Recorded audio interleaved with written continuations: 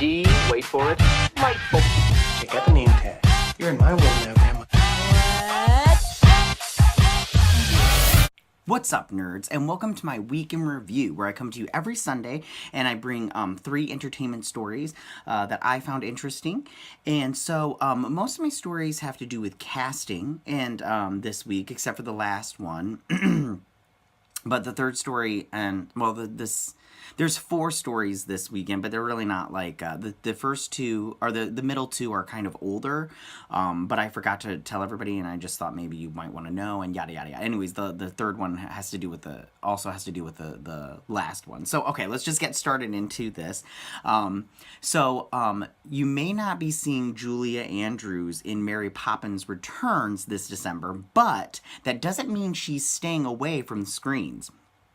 In a surprise announcement, it appears that the iconic Hollywood star will be showing up in the latest DC film, Aquaman.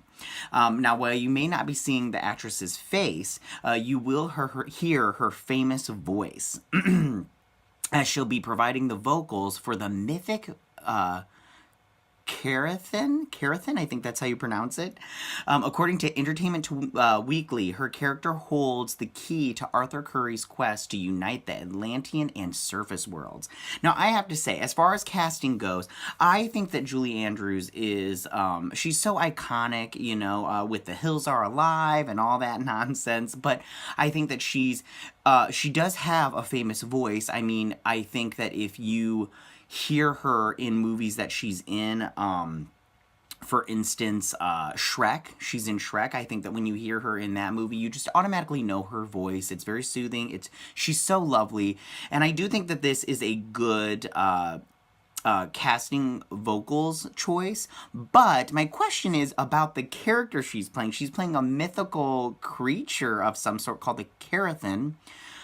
I don't know if that's how you pronounce it, but I don't know if that's there's a picture of people were putting it online, and I'm not sure how that creature is going to help bring together the underworld, the water world, and the surface world.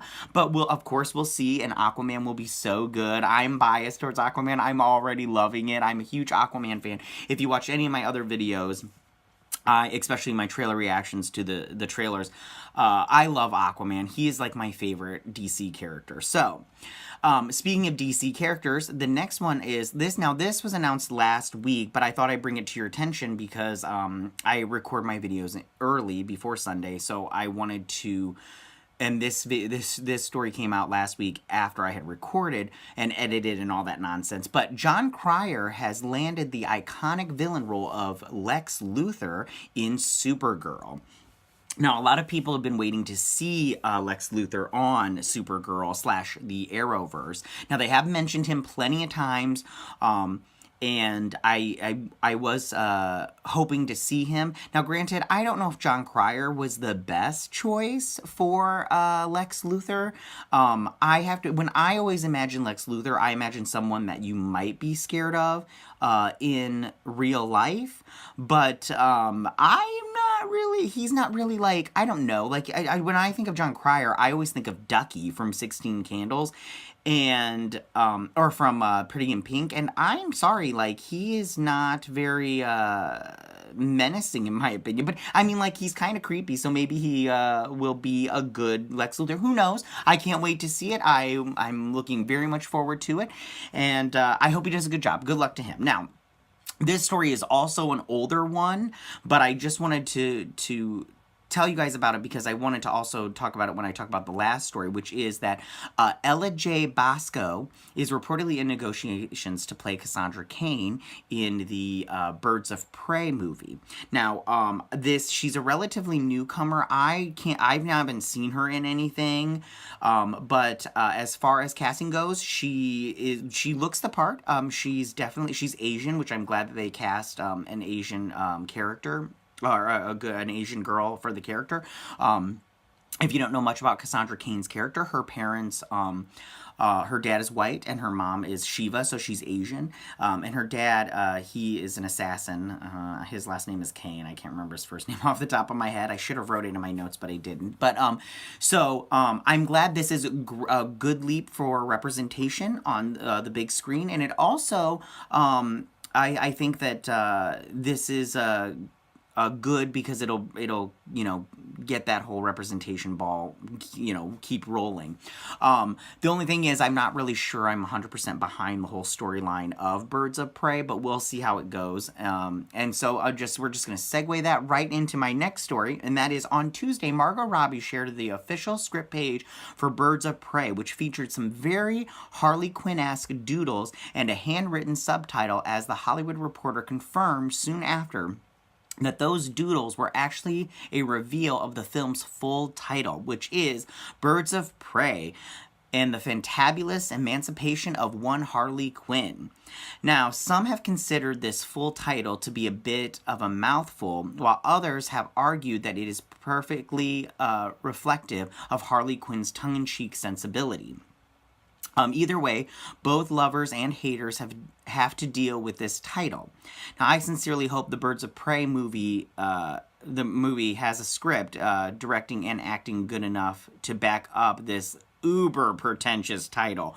Now, I'm sorry, this is so pretentious. I mean, Margot Robbie is getting her hand in the Harley Quinn pool, and let me just tell you right now, I honestly believe she's a good get, and I mean, she did a good job as Harley Quinn, but I don't think that Margot Robbie knows about Harley Quinn. I don't think she's a comic book reader. I think she's just hamming it up for fans, and I think that the Harley Quinn fans are just going along with it because they don't know about Harley Quinn either, and they're not comic book readers. It's just a bunch of girls going to Comic-Cons dressed up in cosplay where they just wear a black shirt and a red skirt and ponytails, and they're all, I'm Harley Quinn, and they're just a bunch of people that don't know anything about comic books. They don't know anything about comic book life.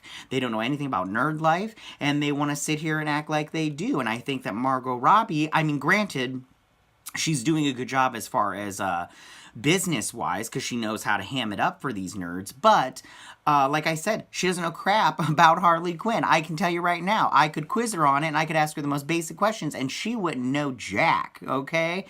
So that's my thoughts on that. But tell me, what do you guys think about this title of this movie? I think it's so stupid. It's so stupid to have Harley Quinn in a Birds of Prey movie. Like, so stupid. They don't even have Oracle / Batgirl. I mean, they have Cassandra Cain, but she's not going to be Batgirl in this. She's not even going to don the Batgirl suit. So why do they have her in here? It's just a big load of nonsense, and I hope this movie does good, because I do want the DCEU to have a big turnaround with Aquaman and just start shelling out good movies. But I don't think that this is a good title as far as it goes. So, all right, so tell me what you guys think about all these stuff. Are you happy that Julia Andrews is going to be in Aquaman, even though it's just her voice? What do you think about John Cryer being Lex Luthor? Have you ever heard of Ella J. Bosco? I've never heard of her. If you haven't, leave those down in the comments. And what do you think about this title for the new Birds of Prey movie starring Margot Robbie as Harley Quinn?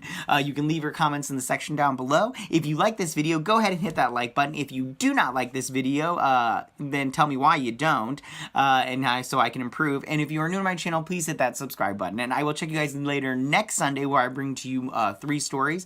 And I hope you had a wonderful Thanksgiving. Bye! Hey nerds, if you like this video, go ahead and click that Geek What icon and subscribe. And if you like this video, go ahead and join me every Sunday with my Week in Review.